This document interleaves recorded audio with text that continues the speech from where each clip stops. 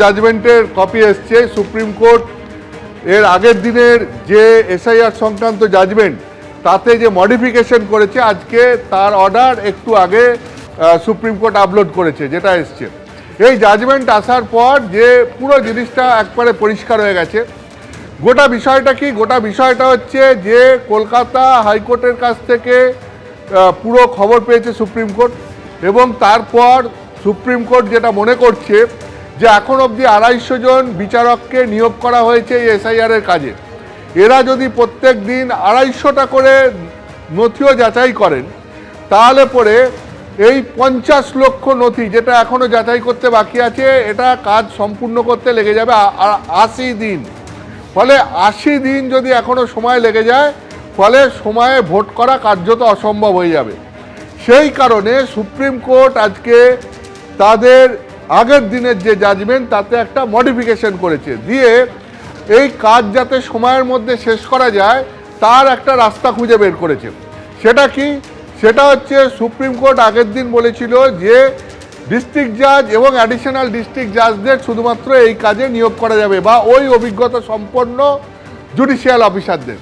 আজকে supreme court তার নতুন নির্দেশে যেটা জানিয়েছে যে এই ধরনের নথি যাচাইয়ের কাজ করতে যাদের অভিজ্ঞতা রয়েছে বা যারা অভ্যস্ত তারা হচ্ছেন সিভিল কোর্টের বিচারকরা।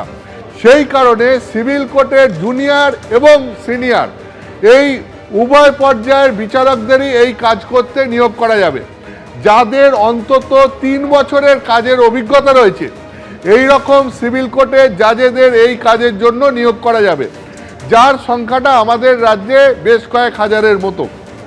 ফলে এই জাজেদের এখন নিয়োগ করা যাবে এবং তারপরেও যদি প্রয়োজন হয়, যদি দেখা যায় যে সিভিল কোর্টে জাজেদের নিয়োগ করার পরেও সমস্যার সমাধান হচ্ছে না, তারপরেও সময়ে কাজ শেষ করা যাবে না, আরও বিচারক লাগবে, সেক্ষেত্রে তখন কলকাতা হাইকোর্টের প্রধান বিচারপতি ঝাড়খণ্ড কিংবা উড়িষ্যা থেকে সেখান থেকে বিচারকদেরকে অর্থাৎ জুডিশিয়াল ম্যাজিস্ট্রেটদেরকে নিয়ে আসতে পারেন এবং তার জন্য তারা ঝাড়খণ্ড এবং উড়িষ্যার যে হাইকোর্টের যারা প্রধান বিচারপতি তার কাছে কলকাতা হাইকোর্টের প্রধান বিচারপতি অনুরোধ করবেন এবং ঝাড়খণ্ড এবং উড়িষ্যার প্রধান বিচারপতিকে বলা হয়েছে যে তারা যেন এই কাজে কলকাতা হাইকোর্টের প্রধান বিচারপতিকে সাহায্য করেন।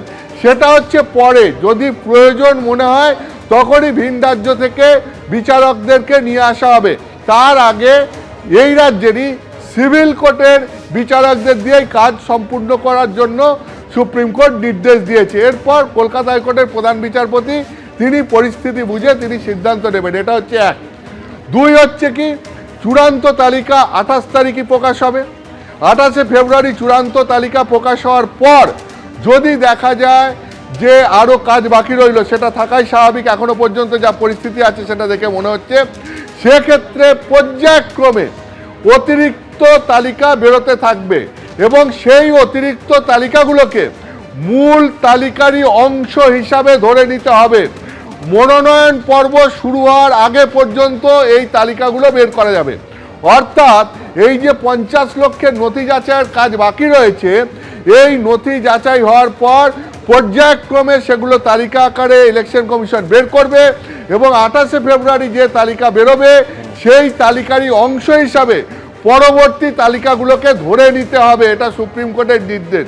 সব কিছু শেষে আমি তোমাকে বলবো যে সুপ্রিম কোর্ট আজকের এই নির্দেশেও তার সেই সংবিধানের 142 ধারা অর্থাৎ কমপ্লিট জাস্টিস দেওয়ার ক্ষেত্রে সুপ্রিম কোর্টকে সংবিধান যে অধিকার দিয়েছে, সংবিধান সেই অধিকার দিয়েছে যে সেক্ষেত্রে সুপ্রিম কোর্ট তার নিজের মতো কোনো সিদ্ধান্ত নিতে পারে। এক্ষেত্রেও সুপ্রিম কোর্ট আজকেও রায়ের ক্ষেত্রে সেই 142 ধারার কথা উল্লেখ করেছে এবং সুপ্রিম কোর্ট আজকেও সেই 142 ধারা এই জাজমেন্ট দেওয়ার ক্ষেত্রেও প্রয়োগ করেছে। এবং সর্বোপরি তোমাকে বলি, এই না রাজ্যে থেকে ডেপুটেশনে আসা অফিসার, না ইলেকশন কমিশনের অফিসার, না ভিন রাজ্য থেকে আসা অফিসার, কারোর হাতেই নয়। আজকের রায়ও সুপ্রিম কোর্ট আগের দিনের মতনই পরিষ্কার বুঝিয়ে দিয়েছে যে এসআইআর প্রক্রিয়ার বিতর্কের এই পর্বে পুরো নিয়ন্ত্রণ বিচার বিভাগের হাতেই রইল। সেটা সুপ্রিম কোর্টের নির্দেশে কলকাতা হাইকোর্টের প্রধান বিচারপতির মাধ্যমে বিচার বিভাগের হাতেই নিয়ন্ত্রণ কিন্তু দিনের শেষে রইল। আজকের সুপ্রিম কোর্টের এই জাজমেন্ট মডিফিকেশনের পরেও এটা একদম পরিষ্কার।